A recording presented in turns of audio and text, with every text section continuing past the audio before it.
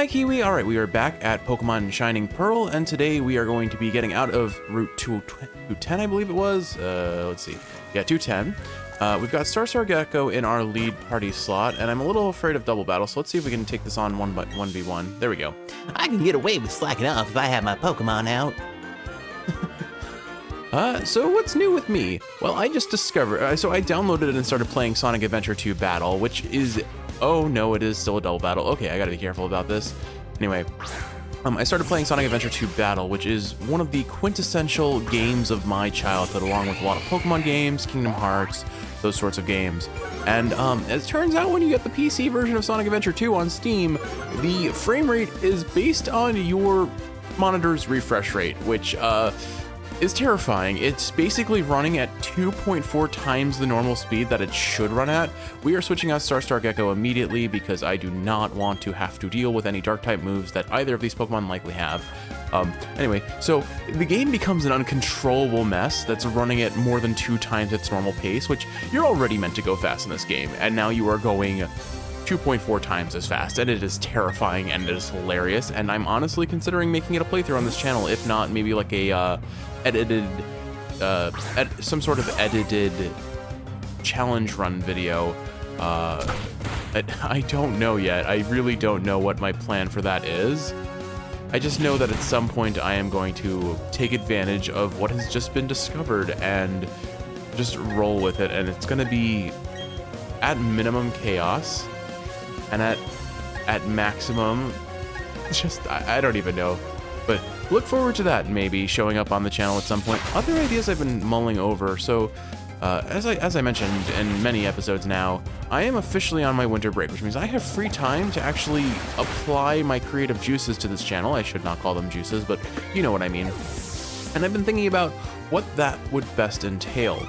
Obviously I want to go back to Undertale and finish Ori and the Blind Forest, although I think what I might end up doing for Ori is I'm going to nix the Disney movie reviews because I burnt out on that super fast, mostly because I just didn't have time to really contend with them while also working. So it probably is more doable, but I do think it is taking away from my overall enjoyment of the game. So maybe I nix those and just start having fun with the game again rather than forcing myself to do something I'm not particularly good at. And more so, it's like I can write well. The issue is, oh sheesh, parent and child power couldn't get the job done. The issue is I'm not good at doing non-scripted, like I have notes, but I'm not good at doing non-scripted commentary while also playing a game that requires some degree of focus. And I acknowledge that shortcoming of mine now, and I'll have to find a way to work around it. I do think properly formulated scripted content I could definitely make, and that's why I want to try my hands at a longer form video one day. Let's see, so we've got a milk cafe, and that's a whole lot of Psyduck over there.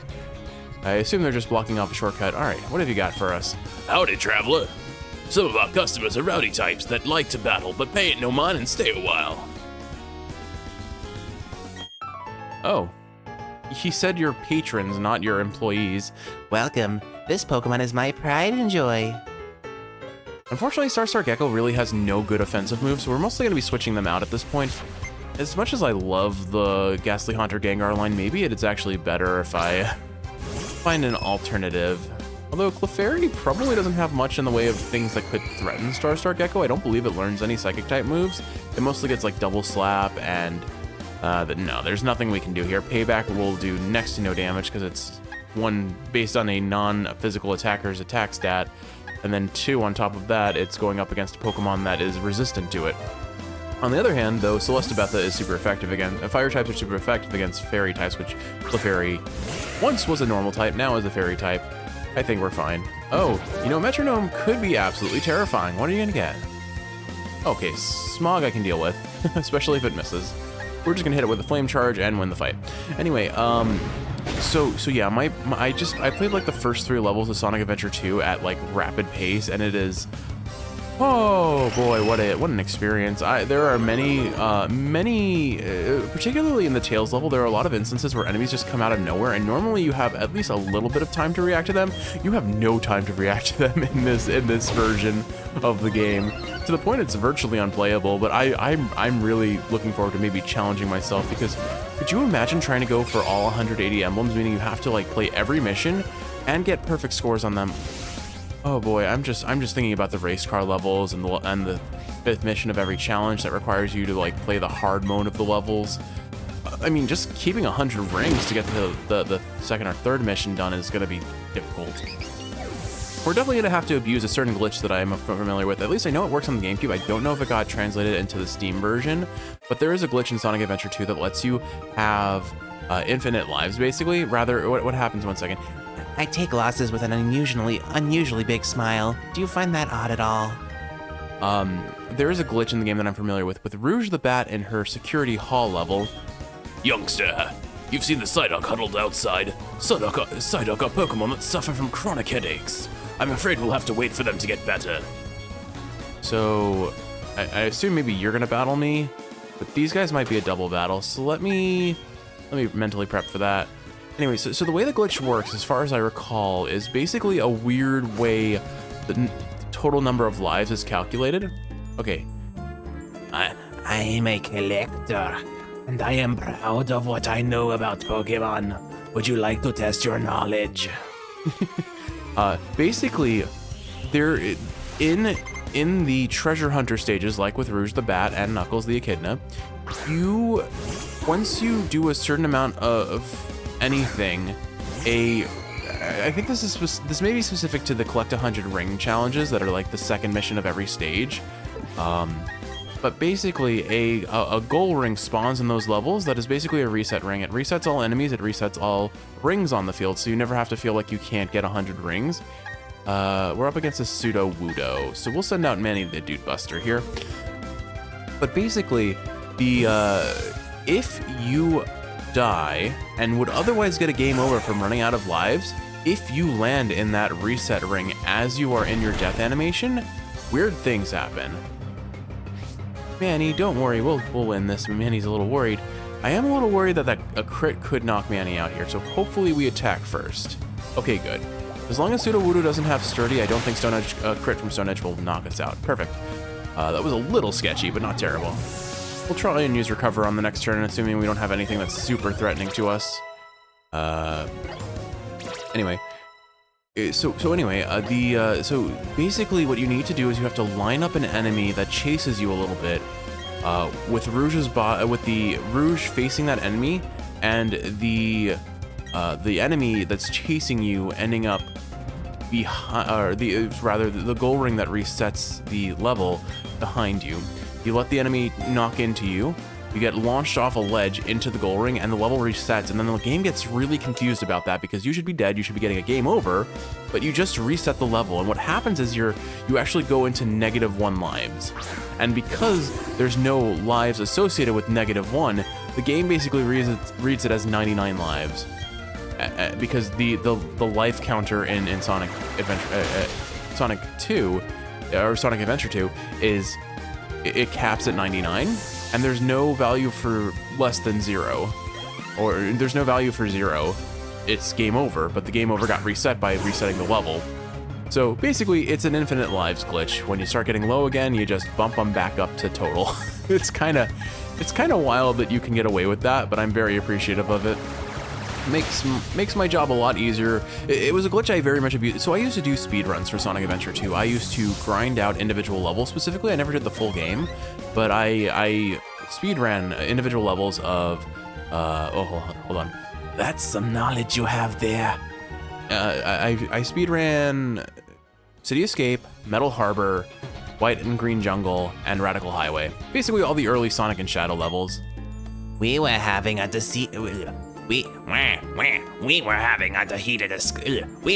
heated discussion over Pokemon, the way collectors do. I'm a Waluigi. Whatever.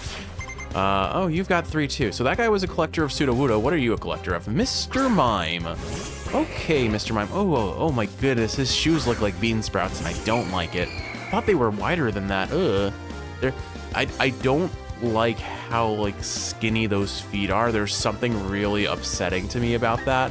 I mean, Mr. Mime as a whole, everyone knows, is kind of an upsetting Pokemon. We're not pretending that's not the case, but actually, Mr. Mime has a chance of knowing an electric or a grass type move. They're pretty good at learning those. So why don't we switch out to Celesta Betha and see how she handles this. I don't think she one-shots Mr. Mime, which is the one scary thing, because if it switches to a move that is effective against us, Power Swap. That swaps her abilities, right? Switched all changes to attack. Oh, okay. So basically, if we had any changes to special or attack, he would have taken them and we would have taken his. So basically, that did nothing for him. Okay. We should definitely outspeed Mr. Mime given we're a full 8 levels or so. Wait, we were 17. We're a full 9 levels over this guy. I don't actually know Celesta Betha's level. Let me confirm that because I feel kind of awkward. Oh, interesting. Copycat lets it use the move of its opponent, so fortunately, Flame Charge is not going to do much for it. Although it will get its speed raised. I guess we take it out with Tackle here. So yeah, we are... Sorry, we're 11. No, wait, hold on. Yeah, we're 9 levels above. My brain apparently cannot do math when the lower number is above the higher, or below the higher number. Ugh. The lower number is above the higher number. My brain wanted it to be 11. I'm like, that doesn't sound right. That doesn't sound right at all. But we're just gonna be facing a whole bunch of Mr. Mime, so we just flame wheel these to death, I think. They're gradually increasing in level, but I'm not too afraid of them. Beyond that, what else can I say? So yeah, it was basically the early levels of Sonic and Shadow in Sonic Adventure 2. I loved speedrunning. Hands down, my favorite level of them all was definitely Metal Harbor. It's just such a, I would say, consistent level to run. Like, there's definitely optimizations, but there's not a lot of the way in RNG. There's not a lot of the way in unpredictability. It just comes down to skill, and the faster you get, the better. It's just such a satisfying level to run, especially when you discover the shortcuts on the rocket at the end of the level, and that you can skip pretty much all of the loop-de-loops, which is like a big metric of Sonic speedrunning. Like, the loop-de-loops that are part and parcel of the Sonic experience, especially 3D Sonic, but always classic Sonic as well. Just less skippable in a lot of instances, but the 3D Sonic levels in most 3D Sonic games, loop-de-loops are kind of always optimized to be skipped if you're doing a speedrun. Because think about it, you're basically not actually moving any distance towards your goal. You're actually moving away from it temporarily and then resetting to the beginning, just at a slightly different axis point so that you continue moving your progression forward after that. So finding ways to skip loop-de-loops is always an optimization in the majority of Sonic speedrunning. Now, keep in mind, like I said, I'm an individual level runner. I've never really done a full Sonic speedrun, but I've watched a lot of speedruns. I am kind of like an awkward outsider to the Sonic speedrunning community, I guess. Wow, knowledge alone isn't everything, you know. So I don't know if I should even call myself a Sonic speedrunner proper, because I'm not really part of that community. Oh, hello, Luxray. Captain Squawk is evolving. I guess we're gonna have to lose another one of our PC mon for this. Maybe I just sacrificed the egg since we found out what that is. Now the real question is, does Sonic the Hedgehog's head stay in your butt? I can't tell from this angle. I do see butt spikes, but I don't think they look like Sonic or Shadow's the back of their head. Oh, they do. Never mind. Yep, there's still a hedgehog in there. So it's easier if you can see to end on, but unfortunately, that is Sonic's haircut, right? Those are Sonic's quills sticking right out of Luxray's butt. I mean, obviously he has Sonic or Shadow's haircut on his head as well, but that's less obvious. Anyway. Luxray. When its eyes gleam gold, it can spot hiding prey, even those taking shelter behind a wall. That's cool, I guess, and terrifying. Alright, so we'll have to sacrifice one of our PC mon. That's fine though. I think we have a fair number, all things considered. We were hemorrhaging options from our team for a long while. Let's see. I'm gonna assume you're not a combatant and you're gonna try and sell us Moo Moo Milk. How are you doing? What you having? Of course, all we ever have is Moo Moo Milk. Moo Moo Milk is $500. What do you want? Do you want a bottle? I'll buy 10 for $5,000, please. Here's your Moo Moo Milk. Enjoy. I don't even know if that's cost effective. That's a lot of money. How much do Moo Moo Milks heal? Like 100 maybe? let's see. They heal for 100. Okay, so, I guess that's okay. Not like we're going to be using them for a while, but it'll be helpful to have them on hand for severe emergencies, and as a third backup healing item, just in case, I suppose.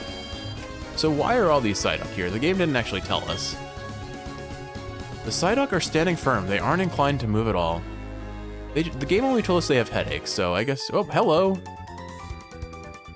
I'm a rookie breeder. Oh, wait, you're a female. I'm a rookie breeder, but I'll do my very best. So, I acknowledge that I really don't have much in the way of different female voices, but the intonation and the way I voice them can... Oh my goodness, that little kitty face. Ugh. It's too kawaii for me. Anyway, I acknowledge that, it's the intonation, it's the delivery that can change a voice even if it otherwise sounds the same. We'll keep using Celesta Betha here, although I'm running out of... My Pokemon are starting to get to the point where they're going to be higher level than Starstar Gecko, to the point I can't use them anymore. Hopefully Starstar Gecko hits level 25 soon. I mean, everyone is usable, but I would like to have a smaller gap is really the issue. Actually, when Starstar Gecko hits 25, we're going to have to lose another Pokemon because he's going to evolve into Haunter. Oh well, I'm okay with this. We'll go ahead and use Flame Wheel. This should knock out Cleffa in one hit. Although Flame Charge is probably more than adequate. I'm trying to think. So basically the idea that for this video that I'm mulling over is Kiwi and I have been watching a lot of challenge run focused sort of YouTube channels. Press A for Pokemon, who's done a mix of Pokemon, maybe Pokemon, but definitely Mario and Pikmin related challenges. There's, who's the other one who's kind of like the Luigi to Press A's Mario? I'm totally, Hef? Maybe, oh, you know what, I'm thinking of Hef. Hef does a lot of different challenge runs. He does a lot of Pikmin, but he's the one who's been doing a lot of Mario and some Pokemon too, I believe. Press A is pretty much exclusively Pikmin challenges. I mean, I love Alpharad's content, and he does a lot of challenge runs, but he's not a challenge run specific channel. I've been watching some, I guess I've been watching some Sonic Adventure related challenges too. Like very recently I found a channel that was running, what was it called? Can you beat Sonic Adventure 2 without using the analog stick? Which sounds horrendous. And the amount of the game he was actually able to complete without using the analog stick is impressive. It is genuinely inspiring, I guess I would say. Regardless, I think it would be fun. Kiwi, like I said, Kiwi and I love watching challenge runs, so having one on this channel just for shits and giggles would be a lot of fun. That is going to take a lot of time, and I might honestly stream the gameplay. I'm thinking about that, although I really have minimal experience streaming. And It's all right. I'm still a rookie. I don't like how I deliver that. It's all right. I'm still a rookie. But she said it with an exclamation point, so, oh hey, well, speaking of Haunter, here we go. So the issue with my setup right now is I have audio channels split between gameplay and microphone. So when I upload my video and my raw video into my editing software, I have two separate lines that I can edit to better audio balance. Hunter's data will be added to the Pokedex. Haunter. It licks with its gaseous tongue to steal its victim's life force. It lurks in darkness waiting for prey. Gross. Oh, hey, why is this line only learning physical moves? Like, Hex is not a physical move, thankfully, but Shadow Punch is a never-missing physical attack for ghost types. I will replace Mean Look with that, I guess, but still, meh. Very much meh. I love Haunter's design, though. I think it's so cool. I honestly think it's a better design than Gengar, even if I like Gengar a bit more just from the nostalgia of having him on my competitive team, but still. We're getting closer to a point where Starstar Gecko is usable. Now, I guess I have to backtrack over this way a little bit so that we can go grab that item. I know I've already fought in you. I guess we got to the end of the episode before. Why am I trying to use the fishing rod there? Oops. Hey, check this out. Look at Look at the luster of my Pokemon's fur. So I guess I'm already scripting this video in my head, and I haven't even tried more than 3 levels of the challenge. and like, oh my goodness, if I do try to 180 emblem that game, it's gonna be awful. It's gonna be so awful. It's gonna be so difficult. I'm gonna be grinding those forever, but I kind of want to because it just sounds hilarious. Kind of a similar challenge run, which is probably a lot more mundane overall that I've been considering running, is just playing all the Kingdom Hearts game because they recently released all of the games on Steam. I've thought about playing those games out and maybe doing a level 1 challenge, but I love leveling up in Kingdom Hearts. It's really satisfying to me, all the things you unlock as you level. So I don't know if I really want to do that, honestly. I'd rather play the games pure and then maybe play again on stream with a level 1 challenge. It'll help me remember the controls and get better at the game. And I mean, I love the boss fights more than anything in Kingdom Hearts, especially the challenge bosses that you get unlocked at the end of the game. Less so in Kingdom Hearts 1. I have a lot of like stressful memories about those, but the like Kingdom Hearts 2 and onwards, the challenge bosses are so much fun. I've never actually beaten Lingering Will, which is considered one of the hardest bosses until Yozora was a thing. And I haven't even played the Remind DLC for Kingdom Hearts 3 which Yozora is in. But those are all, I guess, things that I am looking forward to doing, likely on this channel at some point. I really don't know what the next game I'm going to play is, and I mean, we're in for the long haul on Pokemon. I say that pretty much every episode, but it's really true. I mean, think about it. We're 2 gyms in and we're 20 episodes in. I'm averaging a gym per 10 episodes, which is not a great way to be, honestly, for me. I would have liked this to be a slightly faster paced series, and I don't think it's doing, like, especially comparing it to my Hades playthrough. This isn't my most popular series by a fair margin, although it is outperforming pretty much every other series aside from Hades, so I don't know how to interpret that, honestly. It might just be that it might be kind of a situation where Hades just drew in a bunch of people interested in that, and then they gave the Pokemon content a chance. In terms of average view duration, it's about the same as all the other videos, but I don't know. YouTube is weird, and the way the algorithm works is very weird, I suppose. It seems like I'm getting a lot of dialogue about my Pokemon wanting to be receive some amount of affection, and I'm just completely ignoring them. But it is stealing frames as a speedrunner, you know? It's stealing time from my playthrough. So maybe I just off camera give everyone a good petting and hopefully stop getting these spam messages of, I want attention, I want love. Well, I mean, it is, I don't even remember how to access that system. I assume it's through the menu, but I don't know for sure. But I don't know. There are a lot of things I'm thinking about right now. Oh, one of the other videos that I was thinking about posting, and this is entirely a shit post, and I acknowledge that, but a 10 hours of silence interspersed with the sounds of Bidoof sort of video.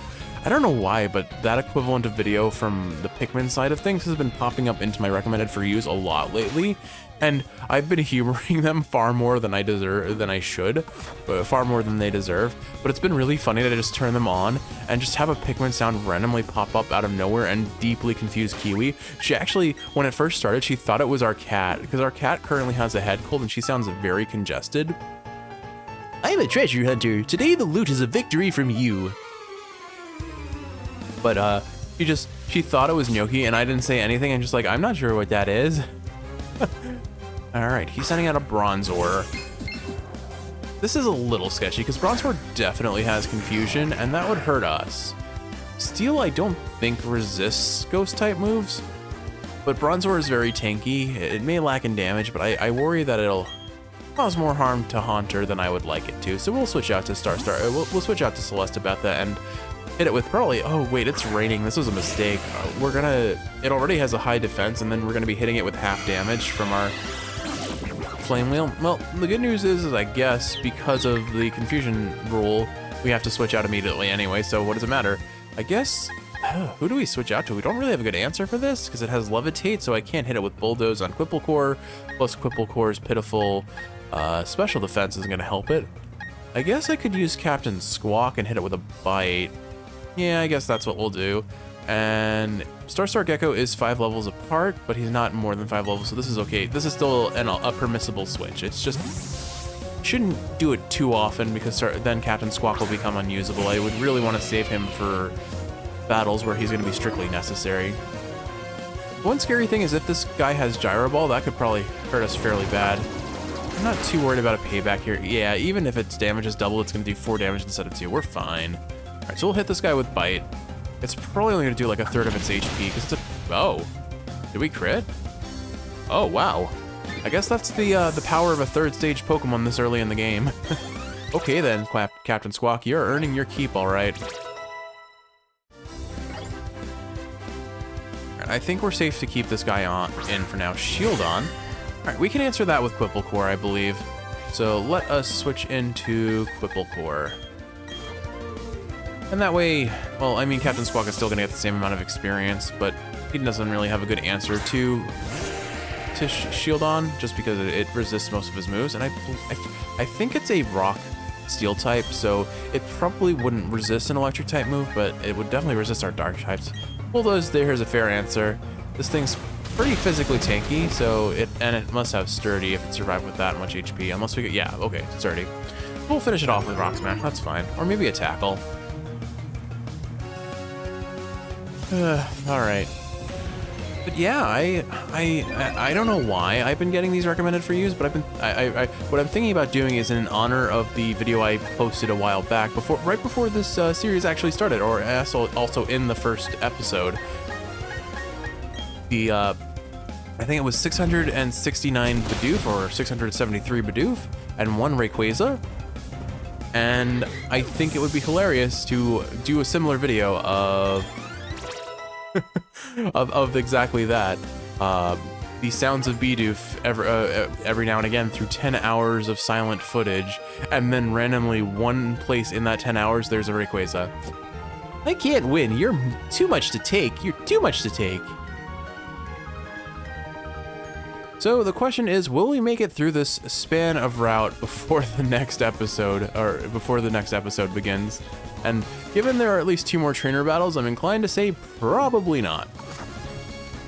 You're not a trainer, though. I slow down and stop at times. Sure, I'm only human after all. All right, we got an Ether. Maybe I stop, like, usually for these Nuzlocke, I have a requirement that I fight every trainer I encounter because it makes it more difficult, but this game is so overtuned with the experience rates and because of experience share that it actually feels less sketchy. It's actually like benefiting me too much. Do unto others as they do unto you. Yep, it's payback. It's good for Pokemon battles, but if you do that in real life, there'll be no end to the fighting, that's for sure. You obtained TM66s, which is going to be payback, I presume. Use it after the opponent and its power gets doubled. Cool, cool. Alrighty. Well, at least we've gotten the layout of this route. You look like a trainer that I'm gonna have to fight. You look like a tree that I'm gonna have to cut. Summon a Bidoof, cut that tree down. I like that there are just wild Bidoof everywhere now. I genuinely wonder actually, if that animated Bidoof short that I've talked about in the previous episodes that I absolutely love, I wonder if it was in reference to the fact that Bidoof is like the default summoned Pokemon for this. I'm a little worried that these fighters are gonna have some sort of dark type move like payback or knockoff, but we'll see. I was snoozing, you claim. I merely feigned sleep. Hiya! But I think what we'll do is we'll at least get to the end of this route, just because we've been, oh my goodness, we have been in this route forever.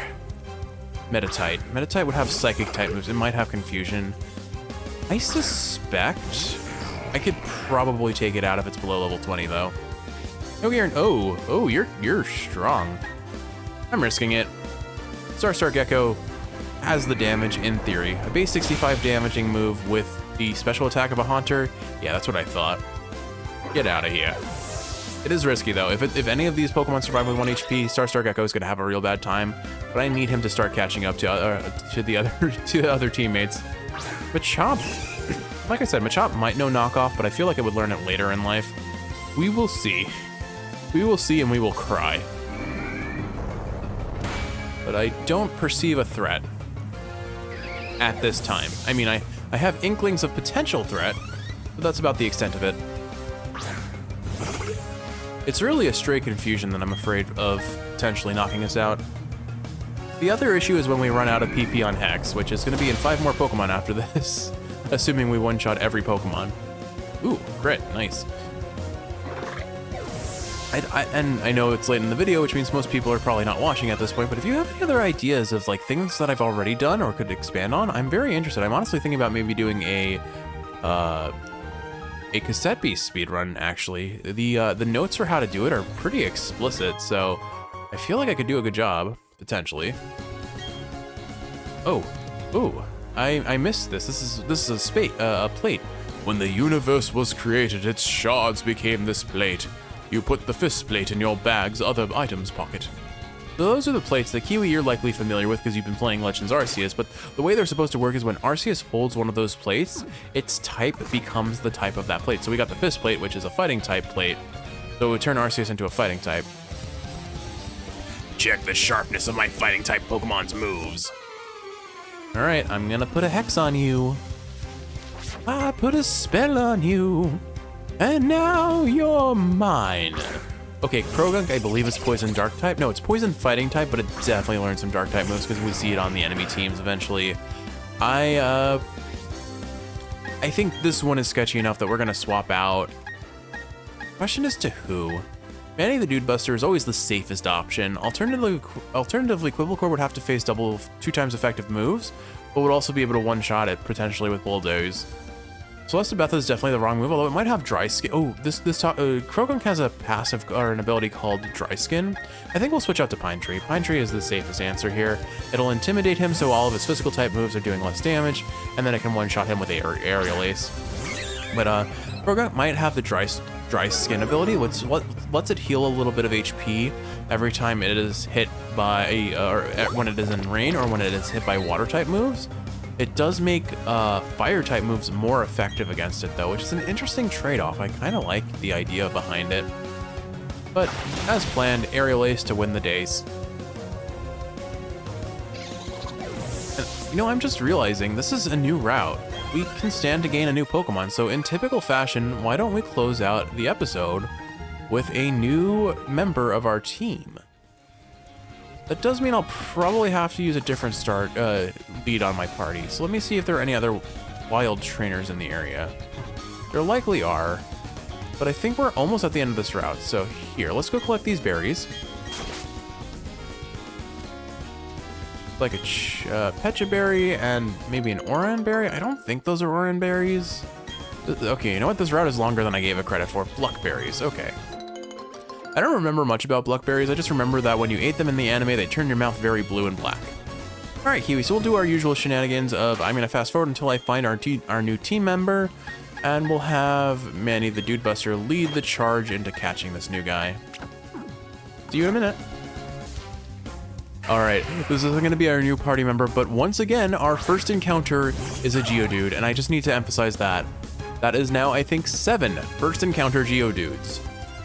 Well, it's a good thing we started with the Dude Buster. Anyway, see you after a couple more corpses. Well, hello there, Kadabro. All right, I think we found our new team member, assuming he doesn't teleport away. All right, well, the Dude Buster should be able to bust this dude pretty well. We'll hit him with a Body Slam, I think. Least likely to knock him out and move on our options. I don't think a Wild Kadabra will naturally have any sort of electric grass type or grass type move. I'm a little perturbed, but I'll use a Recover just to test it out. Psycho Cut. That's a physical move, isn't it? That's like the worst option for a Kadabra to have. All right, well, easy peasy catching, I guess then. Let's go ahead and hit him with that Body Slam. If we get the paralysis, it'll make the catch a lot easier. Ally Switch. I'm not actually familiar with that move. I don't know what Ally Switch does. Given it didn't do anything here, I'm going to assume it is a double battle sort of ability. Oh, unlucky. So Kadabra has the ability Synchronize, which synchronizes any status ailment. So while we did get lucky in paralyzing him, we also got unlucky because Synchronize has paralyzed us. That said, all it means is we can't switch out and we have a Paralyze heal at the end of this battle to deal with the issue. We're not trying to damage him any further, so this is fine. Now the question is, did you have any attacking moves that were even a threat? He probably had Confusion, but Psycho Cut is terrible for a Kadabra line to have. But there we go. There is our new member of the team. Now, Kadabra would be the easiest nickname, but I don't know. What am I going to name you? When it uses its psychic power, it emits strong alpha waves that can ruin precision instruments. I mean, we could go Star and Bacon Man because that was the entire name of an episode a while ago. No. I am going to name you Bacon Belly. Now, do we have any more characters after that? Yeah, Bacon Bellop. There we go. Bacon Bellop. And you're going straight to the box. Never to be seen again, because we probably won't use another glass cannon when we already have Star Gecko on our team. But there we go, Kiwi. I think that's going to be the end of the episode. We're almost at the end of this route, I believe. I want to believe. May be true, may not be true. I'm not sure. Regardless, though, I hope you've enjoyed watching, and if you're awake, I hope this is helping you fall asleep. If you're asleep, I hope you're sleeping well. I love you, and I will see you in the next one for some more Pokemon.